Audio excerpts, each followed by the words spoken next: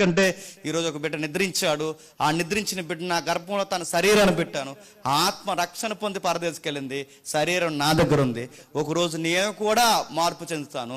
నేను మార్పు చెందినప్పుడు నాతో పాటు నాలో ఉన్న ఈ మానవ శరీరం కూడా కొత్తగా సంచరించుకొని మళ్ళీ ఆ ఆత్మ ఈ శరీరం సంధి చేయబడుతుంది. అప్పుడు ఈ బిడ్డ నిత్యము ఆనందంగా బతుకుతాడని మన కొరకు ఎంత తల్లిలాగా ఆశ కలిగి ఎదురు చూస్తుందట. ఇంతగా ఒక తల్లి ఎలా అయితే బిడ్డ బాగు కొరకు ఎదురు చూస్తుంది, ఈ ప్రకృతి కూడా మన కొరకు అంత ఆశ కలిగి ఉందట.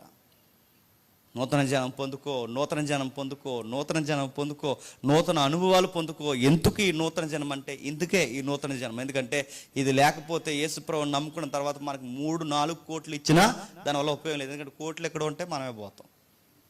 యేసుప్రభువుని నమ్ముకున్న తర్వాత స్వస్థతలు పొందినా ఒకరోజు రోగం వస్తే చచ్చిపోతాం, దానివల్ల ఉపయోగం లేదు. మరి ఎందుకు యేసుక్రీస్తు వారిని నమ్ముకోవాలి? ఎందుకు ఈ నూతన జన్మ అంటే బైబిల్ చెప్తుంది.